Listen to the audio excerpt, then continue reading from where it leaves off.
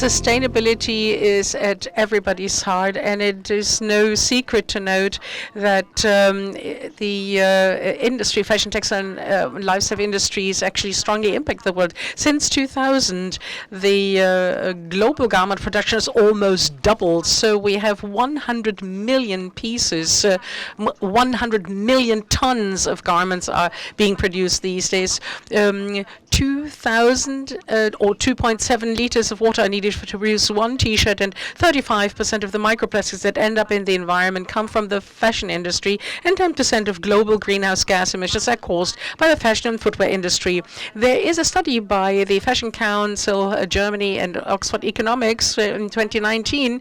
There, the carbon footprint of the German fashion industry corresponded to 1.9 million German household emissions. This is horrible figures. Nevertheless, the ultra-fast fashion offers and sales increase. So these are the ones that sell particularly fast, that actually produce thousands of pieces for online shops or web shops every day, and that environmental standards fall by the wayside does not come as a surprise. The figures are alarming, but we want to discuss this, but also probably solutions, what can be done, what is already being done. And this is the perfect transfer to our first topic, because when we talk about what needs to be done, it is also about what each individual can do. It's not always the big picture, but every single person can also make an impact.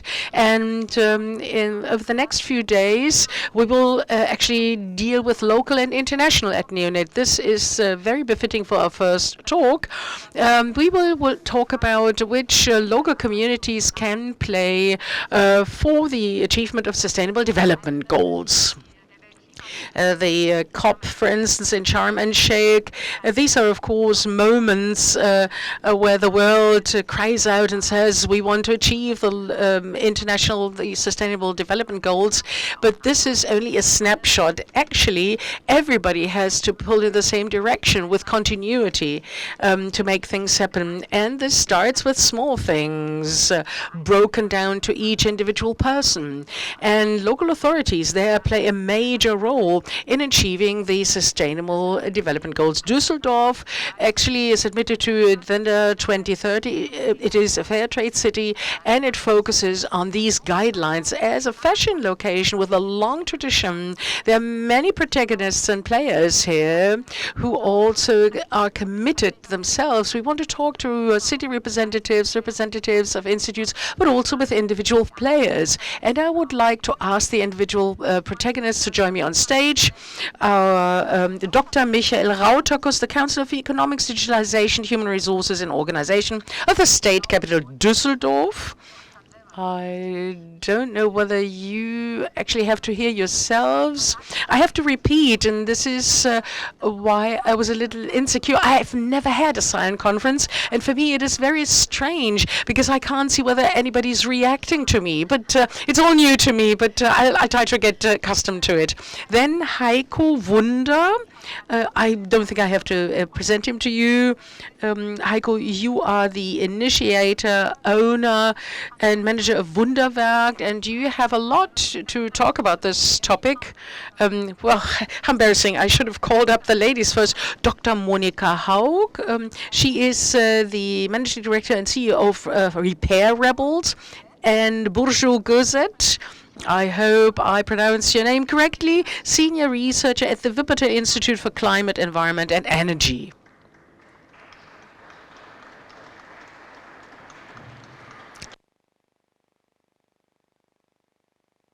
I don't know whether you can hear me. So. Well, if not, then you actually have to use a headset, please. Yeah. I think I can manage. So maybe you can introduce yourselves for the discussion later. This is probably easier to put a face to the CV, and you can actually get going, and I'll lean back and relax.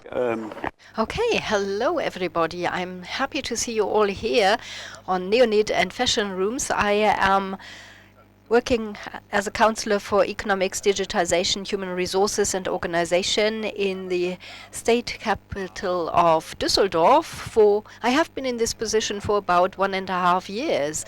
And in these 1.5 years, we have launched the Fashion Days, and I'm really happy to see Neonitten here.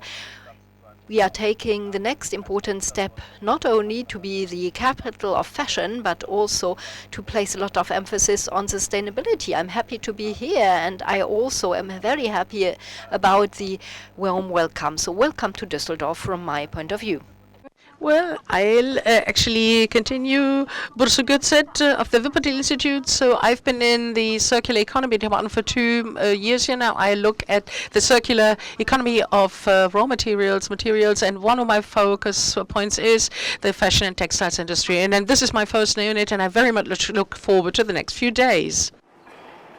Yeah, Heiko Wunder is my name. I am the founder of Wunderwerk, which is a fashion brand in Düsseldorf, and we want to be as sustainable as possible in production, and we mainly are represented in Europe. Hello, my name is Honika Haug. I originally come from Lithuania, so please excuse me for not speaking German so fluently.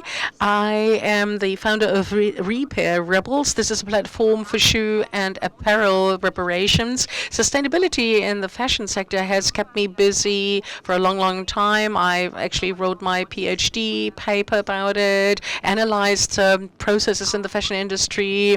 We also represent Fashion Revolution. This is a global movement for sustainability in the fashion sector here in Düsseldorf, and I'm the founder of Change Room. This is a community, a think tank, for activists, entrepreneurs here in Düsseldorf who actually focus on innovation and want to combine it with new ways in fashion.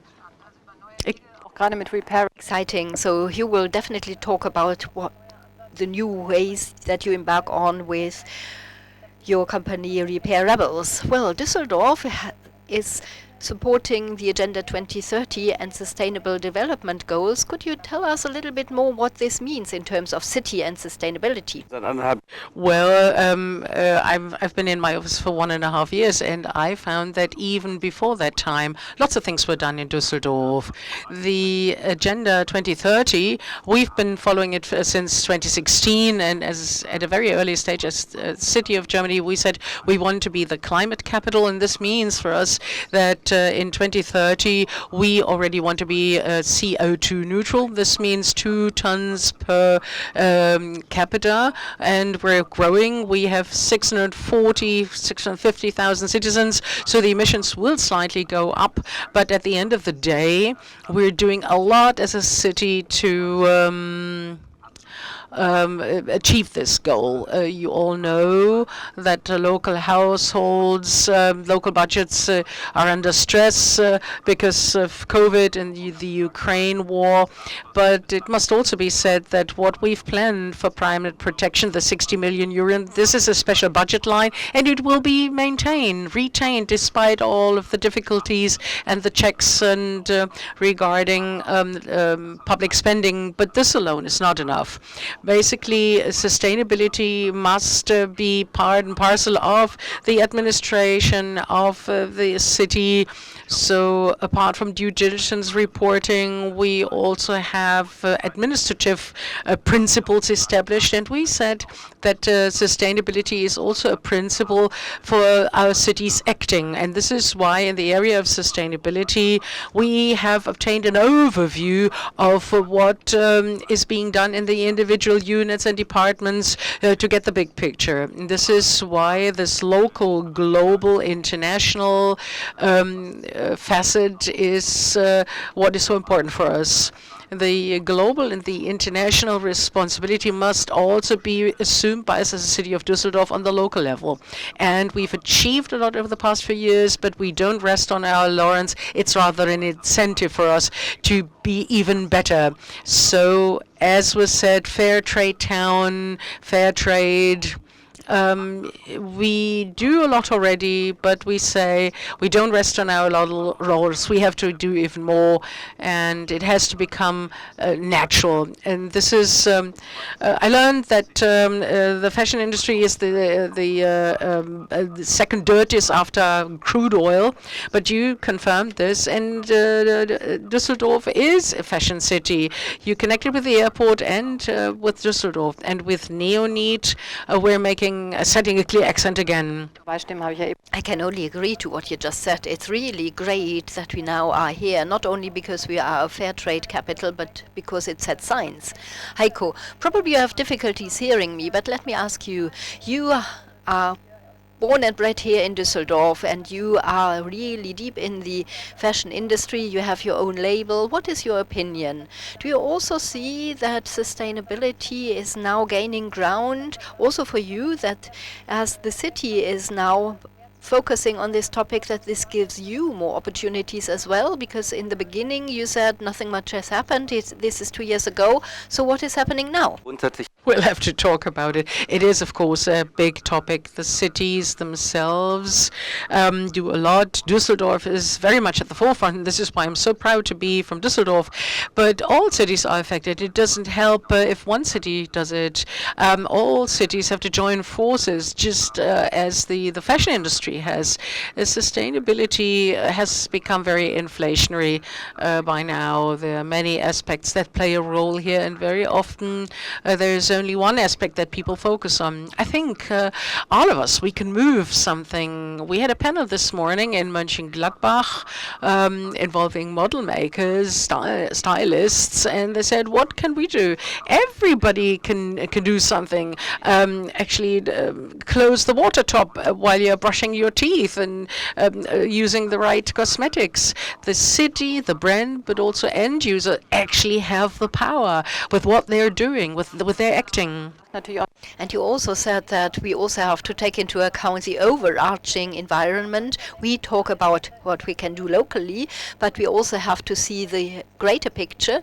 And here I would like to come back to you, Mrs. Gazette. Your institute shows that there are players that are now focusing on this topic, and you talked about the circular economy, but perhaps you can explain what exactly your institute does.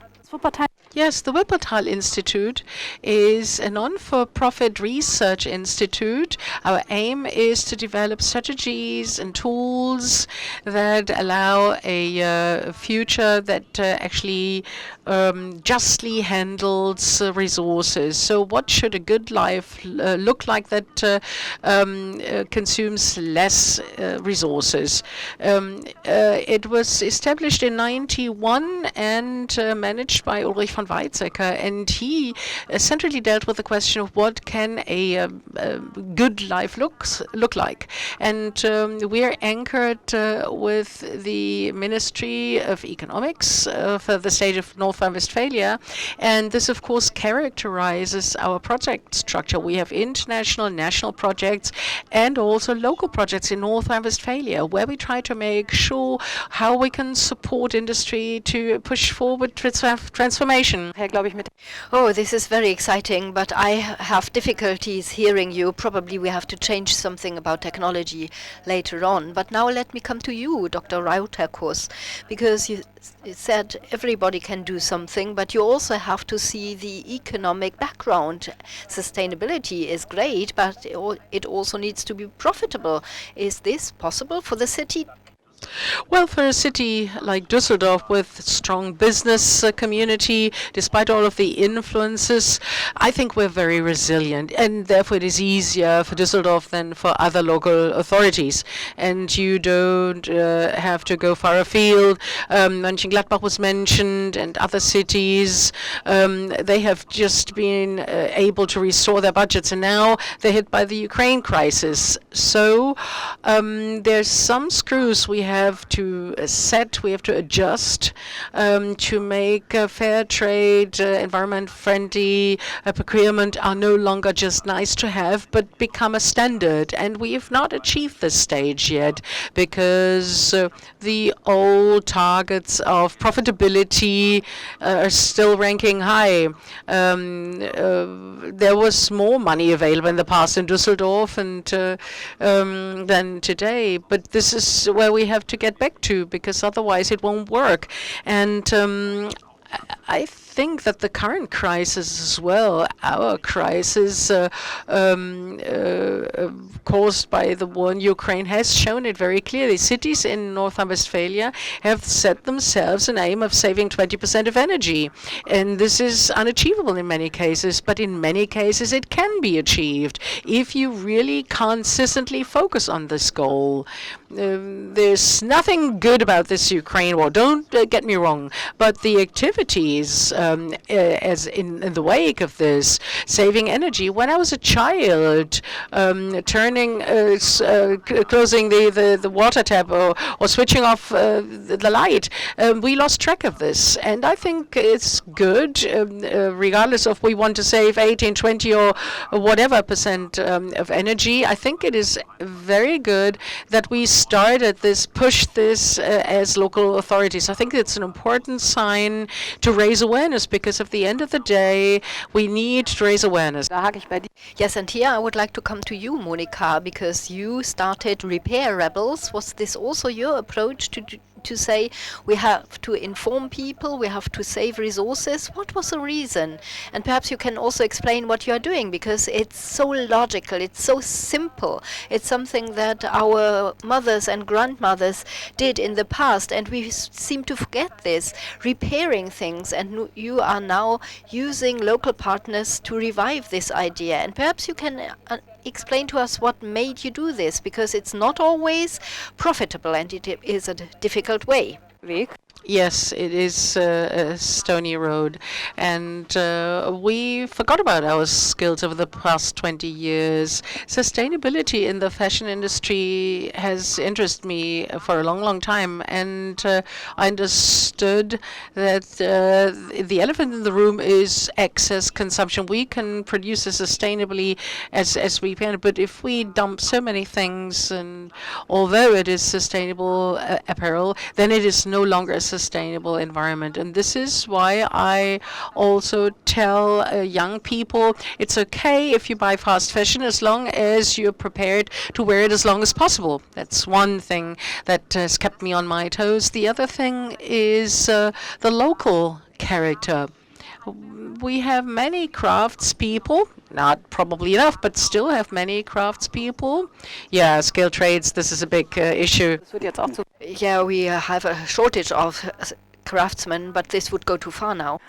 But nobody uses these craftspeople because they're often managed by foreigners. They're not digitized. They're completely analog, and they're no longer attractive for modern fashion consumers. Add to this, this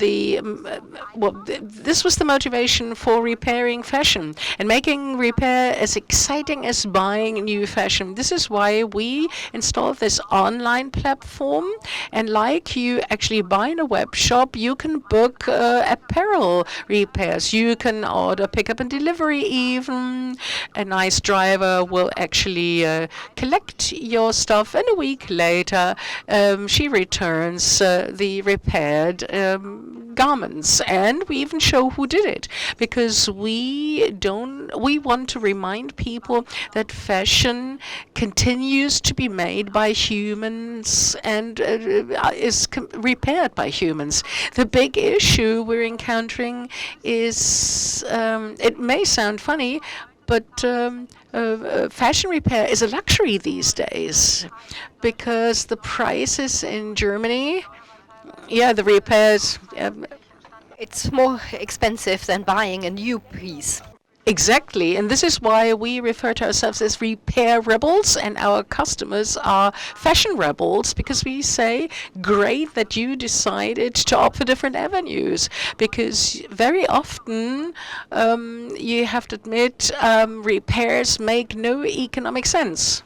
What are your customers? Are those customers who say, we want to do something, or what is their motivation? Our customers are very, very different. We have many eco-consumers that we meet here who understand this topic, and they're prepared to pay the price, although they can probably not award it. They think it's correct and they want to support this movement. On the other hand, we also have many luxury fashion lovers who actually want to keep their luxury products for longer. And I think we've discovered a niche market here because we look after luxury bags and shoes in a way you buy luxury fashion.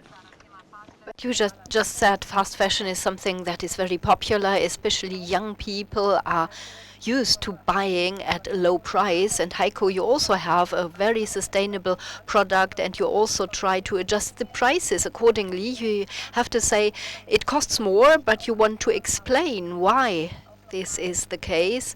And in order to have a higher impact, you are saying you have to pay more, but is it then realistic that the sustainability goals can be achieved in view of all these challenges? This is also a big question. From a profit point of view, this has to go hand in hand, otherwise it's not possible. There is a market for this. There is this luxury market, and it is growing. It's the only market. Verstanden? Do they understand sustainability? Well, shoppers, to start with, and we're moving in the right direction there. But somebody has bought a Chanel outfit, the 60s, 70s outfits. This is totally hip right now, and there's an appreciation for the expensive stuff. Even if you bought it 5 or 10 years ago, a coat, and this is your favorite coat, then it would be a dream to have this appreciation. And then this is also sustainable, although it was probably not sustainably manufactured from the outset. I always wanted to have a premium product, and this is what I did, but I wanted as many people as possible to be able to afford it. We had many denims and washes that I offered for less than 100 euros, although the button comes from Wuppertal and costs 50 to 70 cents, which means 10 times of a normal button. Because I actually approached the German company in the past, and they got me those buttons for 9 cents in the past. Now I'm happy to pay 55 per button. It depends on the alloying, of course, and on the quantities. But we're speaking of full metal button, no more plastic included. It's recyclable, and I can melt it. But do you have to explain it to your customers, and are they willing to pay for this? Yes, it all comes together at the end. The organic cotton, foregoing toxic chemical use, the chlorine bleaching, of course. This was switched off very quickly. This is what I learned. There was no more chlorine used because it was important. So not only the organic cotton was important, but foregoing chemicals as well. Then fair payment, and the local production. This also plays an important role, where you produce.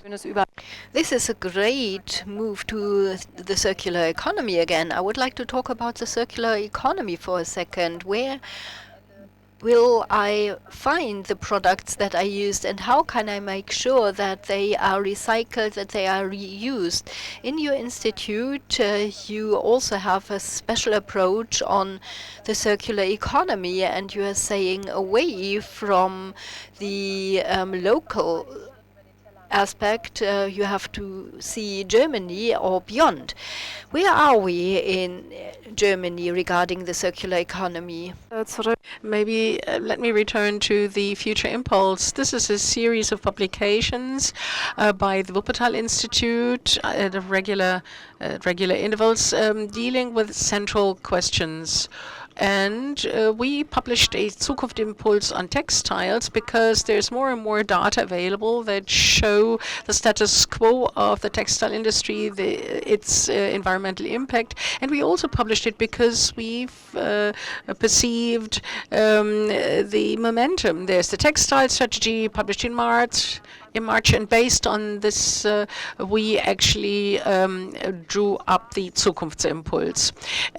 First of all, we wanted to explain what circular economy means and how can the textile industry look in circular economy, because we want to show that circular economy is much more than just recycling, because this is the most popular indicator. But textile waste, if we want to reduce this, then we have to look at the complete value chain. So we need a mix of measures. You mentioned repairs, for instance, but design for long product cycles, quality, then resource-saving processes. Do I design for recycling, a long product line, or whatever? These are all questions that you need to answer for a circular textile or fashion industry. And the shoppers were mentioned, female shoppers.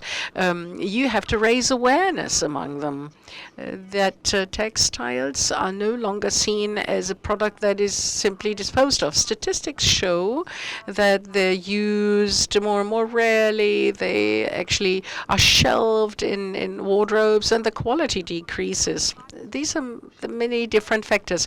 You asked me about the status quo. That's not easy to answer because of the wide variety of factors. When you look at the recycling factors, for instance, then you have to say that there's still lots to be done, but at the same time, and here you can see wonderful examples, there is an awareness for this, a growing awareness among policymakers, in the public. Lots is being done. You can also see that second-hand garments are no longer niche products. We want to repair, we want to buy second-hand clothing. This is getting more and more popular. There is a long, long way to go, but the impulse has been set for a circular textile industry.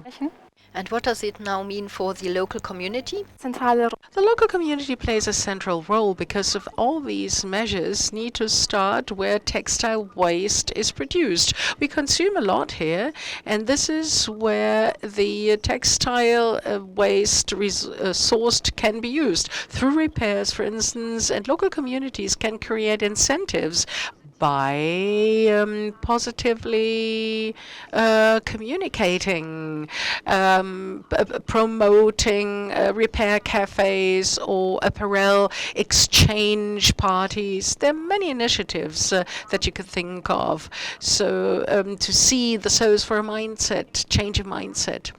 By and large, the circular economy is made up of these small initiatives.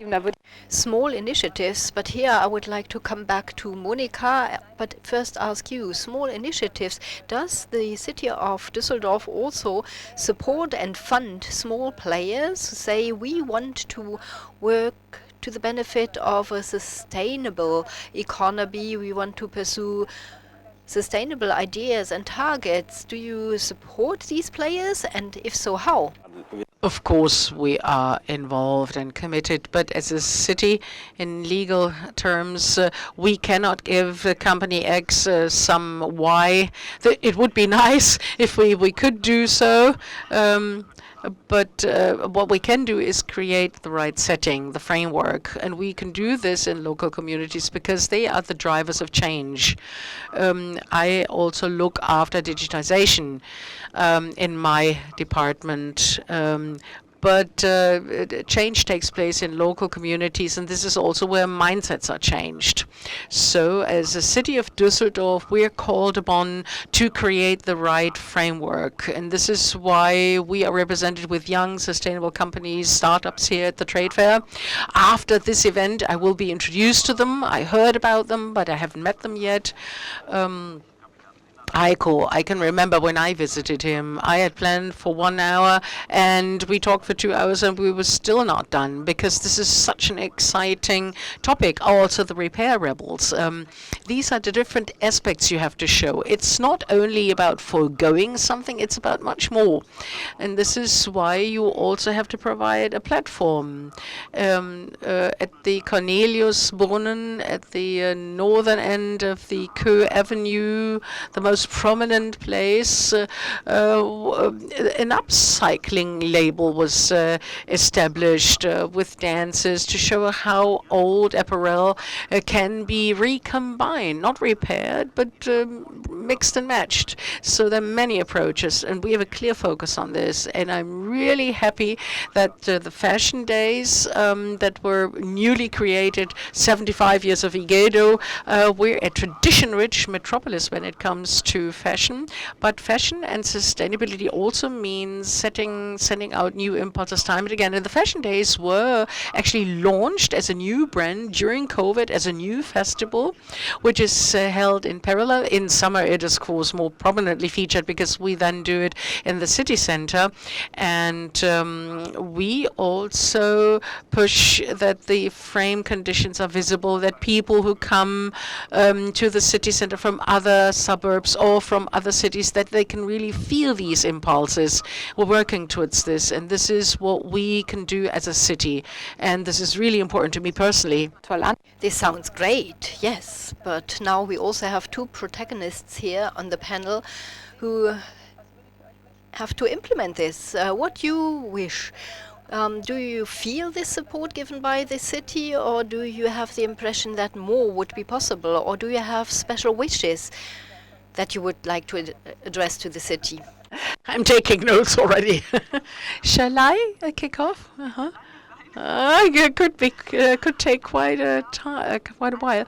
Well, I think that sustainable startups have a difficult time because they have to act more sustainably and more fairly, and this is why their products are more expensive. Today, we are amidst a crisis where shoppers can no longer afford buying for 30% more because they simply cannot afford it. It's difficult. It sounds nice, but for consumers, it's not always that easy. Coming from my home country, I have to admit that over the past 6 months, 5 of my friends had to close down their stores. A sustainable designer who produced locally, a brand that produced locally shirts and sustainable shirts, a startup of food circular economy, and many others actually closed their shops. It is damn hard. I do believe that the city supports new ideas and people who come up with the new ideas, but the next step is a difficult one.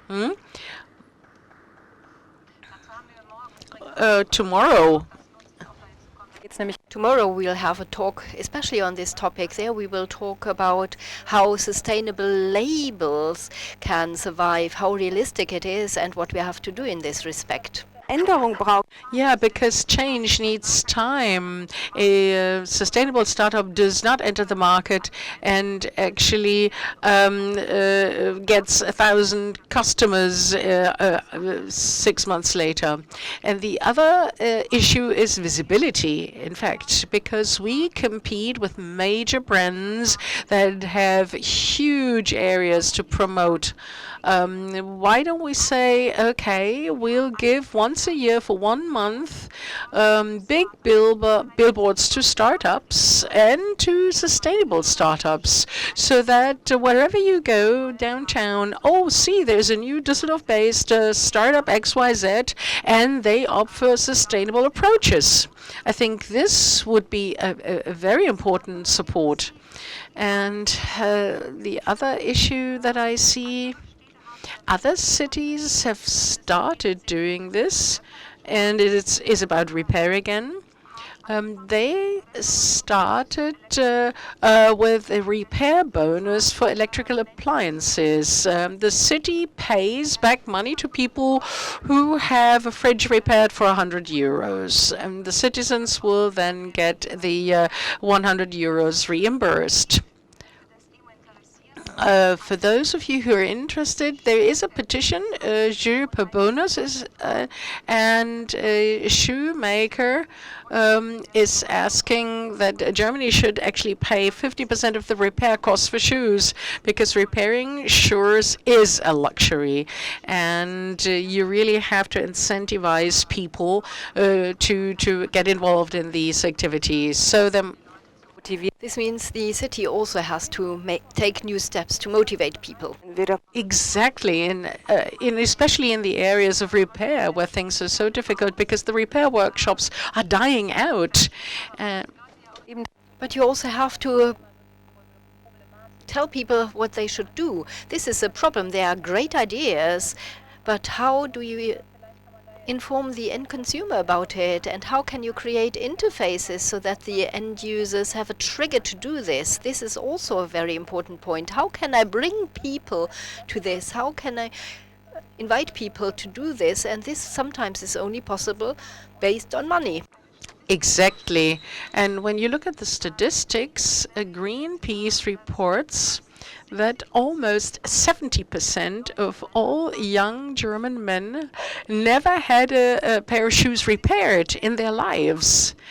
18 to 30-year-old Germans have never seen a shoemaker. And do you think that this is a topic which is based on generations? Do you have older generations that are interested in repairs?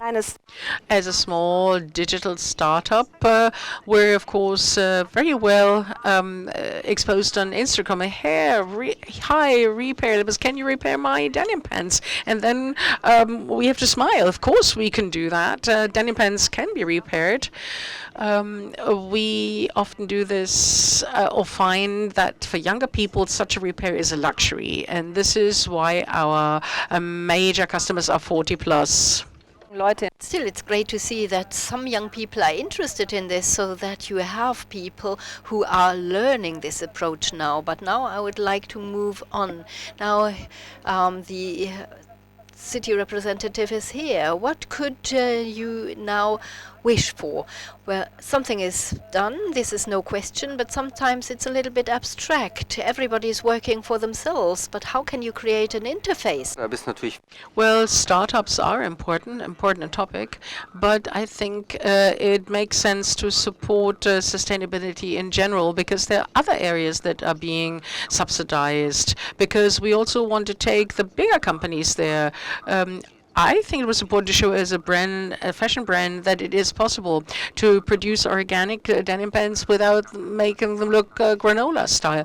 Of course, they're more expensive, but apart from it depends on the positioning. There's so many labels where I know they import jeans for $16 and they sell them for 146 euros, or like with T-shirts, for instance. This is the rule. We have a fabric, for instance, that I included or listed in the collection in 2012 by Lenzing, Moda Edelweiss, made of local beech wood. It is made in Lenzing. The fiber pulp is made in Lenzing in Austria. We actually bring it to the spinning mill in Thessaloniki in Greece. There we do the spinning. In the beginning, the amounts were a problem. We had to have 5 tons spun because otherwise they wouldn't have started the mill. Has anything changed there? Can you now go there with smaller amounts? No. I have to buy this. The spinning mill says 20 tons fine. Okay, I'll do 5 for you. Then I have Gascon. And then I actually combine it with cotton. It is a fantastic hand that this fabric has, but I'm pointing to the regional aspect. It's being spun in Greece, and T-shirts are circular knits. They make it there, and then they ship it over to us. This is great. These are things that should always be supported. The transport, maybe it's even better to have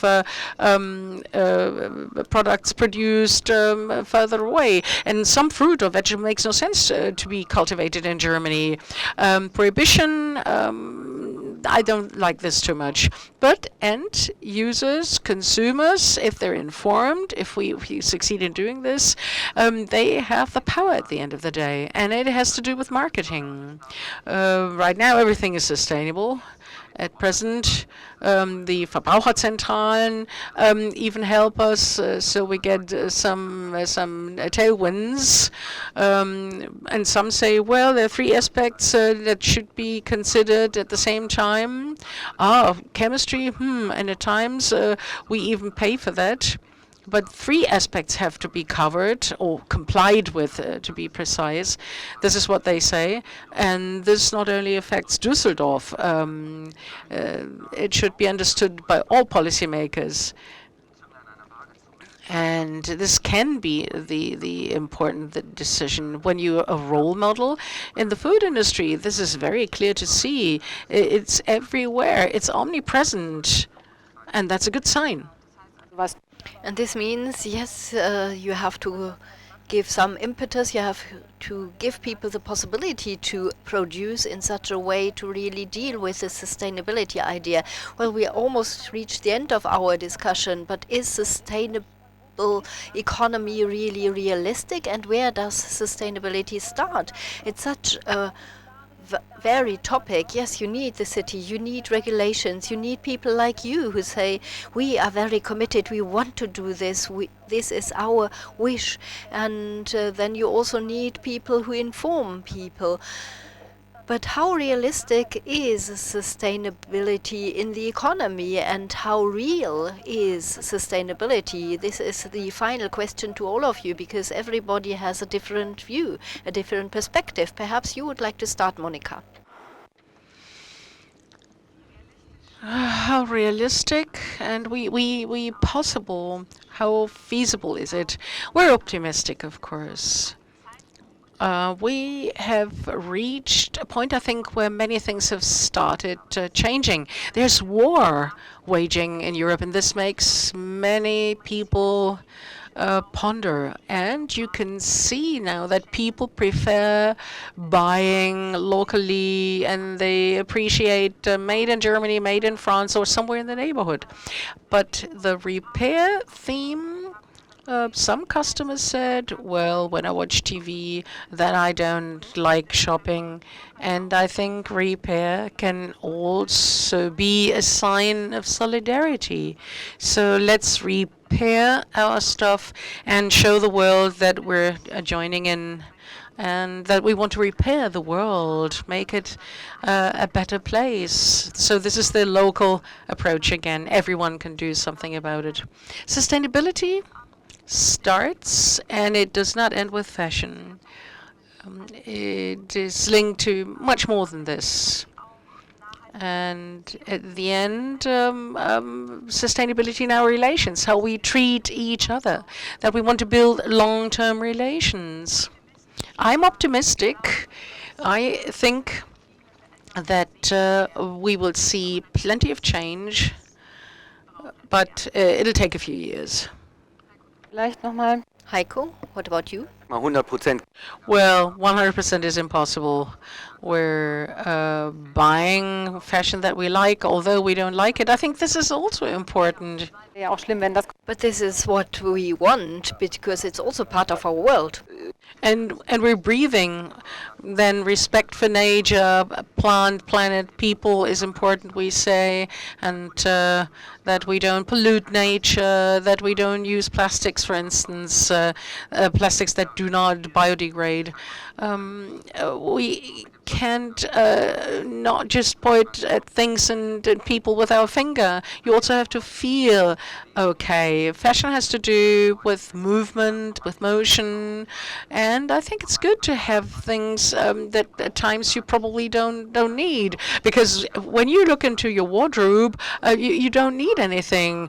Just imagine how many, or remember how many suits you have, black, gray, whatever. Or it's great to be able to buy a car, whatever you like.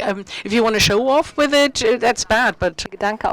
But it would be great if this idea of sustainability then leads to a good feeling where you say, yes, I now wear clothes, garments that are sustainable, and this gives you a good feeling. This is what you should do. shoes, for instance, if they can be repaired, a quality pair of leather shoes, you buy it for the rest of your life. They can actually work for 20 years, but then you have to care for it, like you have to care for your wardrobe, for your garments. This morning, I talked to somebody who produces organic silk.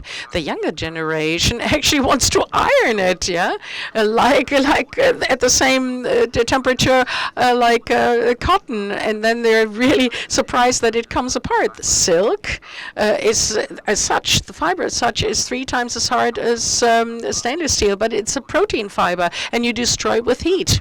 I had silk, but half of it is returned at Goodwill, because the shopper says, well, I've treated it well and hand washing, and you can prove that it was burned with the iron.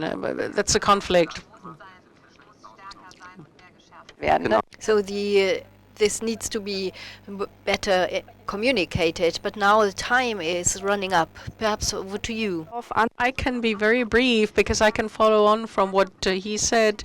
The circular economy principles follow a hierarchy, and long product cycles are at the very top of this hierarchy. How do we create and design products for a long life?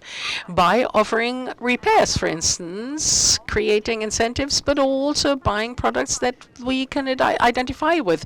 Maybe even though we don't need this, then we won't dispose of them right away. And I think this is the point, and that's sustainable. Exciting. Thank you. Abschluss. Ja.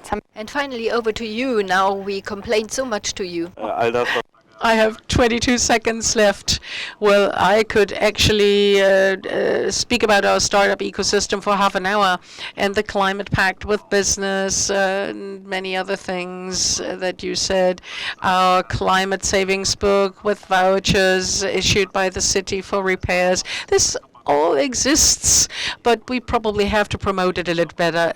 And at the end of the day, I think we have to work on in 2 ways. Awareness. I just learned a new word, ultra fast fashion. I only knew fast fashion before, but it was new to me that there's also ultra fast fashion.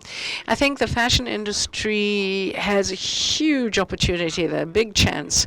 The faster it gets, the less repairable it is, and then it makes no sense. But quality garments, quality footwear can be repaired. And if you then actually look at the economics over time, like in circular economy, and think about how long can I wear such an outfit, then all of a sudden the price differences aren't that big anymore. But this is where awareness raising starts.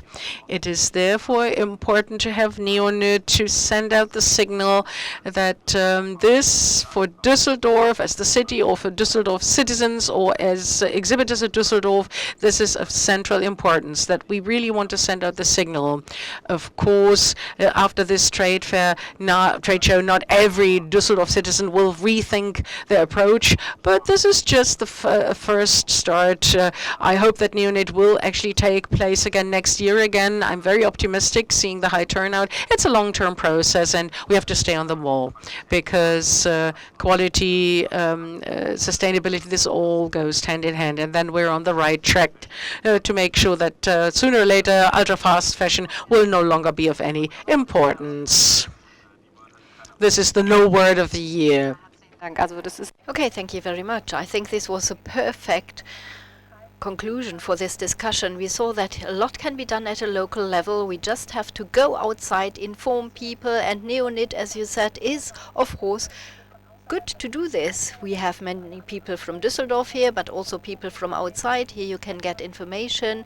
Everybody who is interested can hear about it and can see the added value. So thank you very much for everybody here. These are very exciting topics, and we should have one-on-one interviews. Well, you said we have a lot already, but sometimes it's a problem to communicate this, to make things transparent. And here you have to create interfaces between the individual stakeholders and the city so that things can be done together. Thank you very much. It was a great discussion. It was extremely interesting, and I wish you all the best of success.